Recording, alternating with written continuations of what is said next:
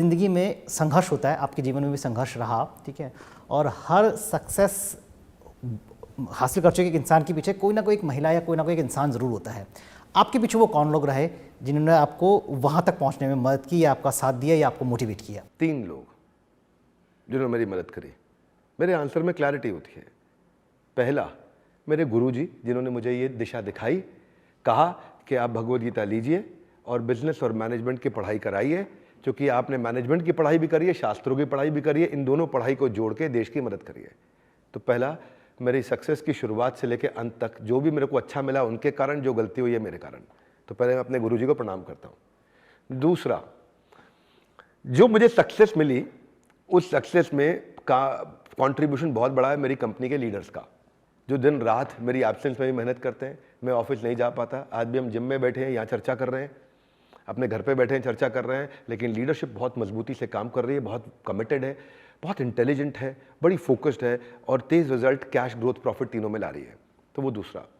और तीसरा, जो सबको बनाए रखता है वो हमारा कंज्यूमर, वो हमारे को व्यूअरशिप, एंगेजमेंट देता है। आज भी वर्ल्ड का number 1 entrepreneurial YouTube channel run कर रहे हैं, एटलीस्ट 8-9 कैटेगरी, 12 कैटेगरी के अंदर वर्ल्ड में नंबर 1 है। इनके अलावा 11 वर्ल्ड रिकॉर्ड्स भी बन गए हैं। ये सब हमारे कंज्यूमर्स के कारण हुआ है। जो कस्टमर सिग्नल देता है, मैं उस हिसाब से कंटेंट बना देता हूँ। एक सवाल था जो मैं आपसे पहले पूछना चाहता था, लेकिन वो पूछते पूछते अब आखिर में आ गया कि जब मैं आया तो आप जिम में व्यस्त थे। आप इतने व्यस्त रहते हैं अपनी पूरी ज़िंदगी में, इतना काम, आपके पास लोगों से मिलना होता है, आप कैसे समय निकाल पाते हैं जिम में? और ये जिम आपका मोटिवेशन कैसा है? क्योंकि अक्सर लोग, मुझे से लोग जिम शुरू करते हैं और 2 दिन में छोड़ देते हैं, तो ये जिम के अंदर मोटिवेशन कैसे आता है? निगम जी, इस प्रश्न को मैं पूरा करता हूं। अच्छा प्रश्न है आपका, और यह प्रश्न हो सकता है वायरल भी हो जाए आज लोगों को, क्योंकि इस मैसेज की जरूरत है। जिंदगी में जिम ने लोगों को 4 चीजों की जरूरत है और मैं 4 चीजों पे ध्यान देता हूं। ठीक है, तैयार? पहली चीज होती है, मैं 4 चीजों को ऐसे समझाता हूं, एक ये, एक ये, एक ये और एक जेब। ये 4 चीजें, ठीक है। जेब मतलब पैसा कमाना नहीं रुकना चाहिए, आपको पैसा कमाने की आदत पड़नी चाहिए कि आप ढंग से अच्छा पैसा कमाओ, ताकि बाकी सबकी आप मदद कर पाओ, सेवा कर पाओ, उसको इकोनॉमिक एक्टिविटीज में, उसको सबके इकोसिस्टम में मदद करो। तो पैसा आपको कमाना आना चाहिए, रेगुलर कमाना चाहिए, बढ़ बढ़ के कमाना चाहिए। पहला चीज, तो मैं उसमें समय लगाता हूं। दूसरा, इस पे समय लगाता हूं, रोज सीखना, रोज अपने आप को लर्निंग कराना, रोज सीखना, रोज लर्निंग कराना, रोज सीखना, रोज लर्निंग कराना। क्योंकि भाई साहब, अनपढ़ वो नहीं जो पढ़ नहीं पाते, अनपढ़ वो हैं जो सीखना नहीं चाहते। इसलिए सीखना बहुत जरूरी है। अगर ऐसे ही पढ़े रहोगे तो आगे चल के बहुत पड़ेगी, तो इसलिए पढ़ते रहो, बहुत अच्छा है। तो ये हो गया दूसरा। एक जेब बताया, एक दिमाग बताया।